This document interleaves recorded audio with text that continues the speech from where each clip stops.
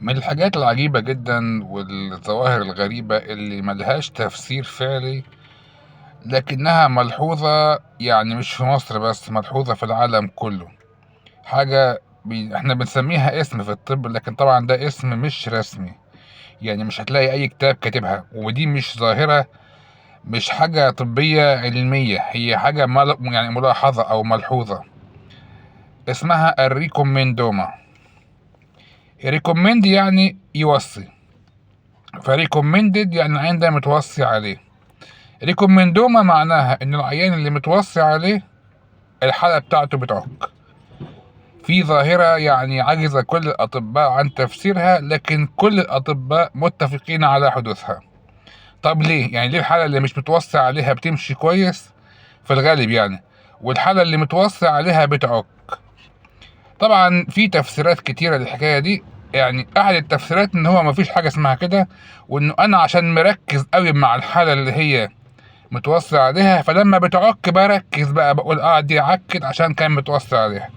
لكن الحالة اللي مش متوصي عليها، لو الحالة عكت معايا أو دخلت في مضاعفات أو حتى العيان مات، فما دام مش متوصي عليه أنا ما باخدش بقى، بزعل على المريض طبعا كل حاجة، لكن ما بحطوش في الإيه، يعني في دماغي قوي، او ما يعني ايه، لان هو مش متوصي عليه ومفيش حد داوشني بيه.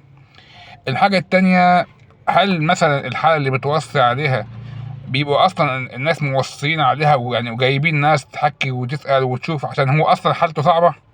يعني الحالة اللي كويسة او اللي ممكن تعدي وحدها، يعني نادرا ما حد بيوصي عليه. لكن الحالة اللي هي اصلا صعبة، هو ده اللي الاهل بيدوروا بقى على، طب نكلم الدكتور فلان، طب نكلم فلان، طب نوصي عليه فلان، طب نجيب له عضو مجلس الشعب، طب نجيب له الضابط فلان عشان يوصي الدكتور عليه.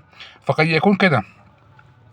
السبب الثالث، هل مثلا الدكتور لما يكون الحالة متوصي عليها بيبقى ستريس او متوتر بزيادة، او يحب يوجب بزيادة؟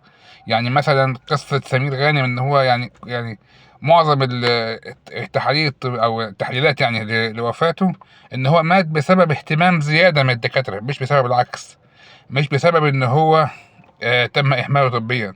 الناس كل اللي بيعالجوا سمير غانم خايفين انه يتقال عليهم اهملوا في علاج سمير غانم، فكانت النتيجة ان هم اهتموا بيه بزيادة، فادوله جرعات قد تكون زيادة من بعض الادوية، فدخل في مشاكل طبعا وتوفي.